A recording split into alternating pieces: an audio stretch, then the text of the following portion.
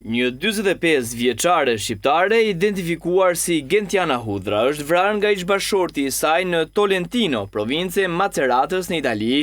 Sipas autoriteteve, autori dyshuar është ish-bashorti i saj Nikolaq Hudra, i cili pas krimit është arrestuar nga karabinierët. Sipas dëshmitarve, autori e ka goditur me thikë dhe më pas e ka shkelmuar teksa jo binte për tokë e plagosur rënd. Dëshmitarët dhe klientët e bareve përreth kanë dëgjuar britma dhe kanë lajmëruar menjëherë ndihmën mjekësore, por kur ambulanca mbërriti, ishte tepër vonë. Kur mbërritën karabinierët, burri ishte ulur në një stol dhe nuk bëri rezistencë. Ai u dëgjua të thoshte nga disa dëshmitar, bëra atë që duhej të bëja.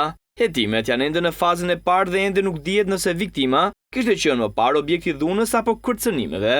Ngjarja ndodhi në orët e vona të pasdites në një zonë të frekuentuar nga qytetarët. Dëshmitarët okular tregojnë se gjithçka ndodhi në pak sekonda. Gruaja u çollua në trotuar me disa goditje thike dhe pavarësisht britjeve të saj dhe reagimit të menjëhershëm të kalimtarëve, tima mjekësore nuk mundi të bëjë asgjë për ta shpëtuar jetën e saj.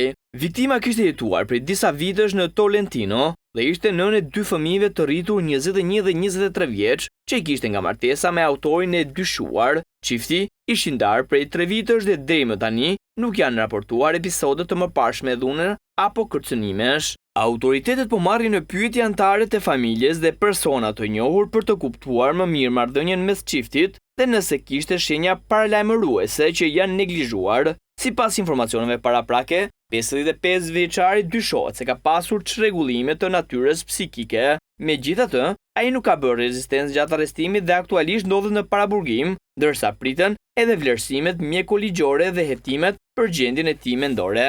Ngjarja tronditi komunitetin vendas dhe nxiti reagime të forta në mediat italiane, si dhe në komunitetin shqiptar në rajon, duke rihapur debatin mbi dhunën ndaj grave dhe nevojën për masa parandaluese më efikase.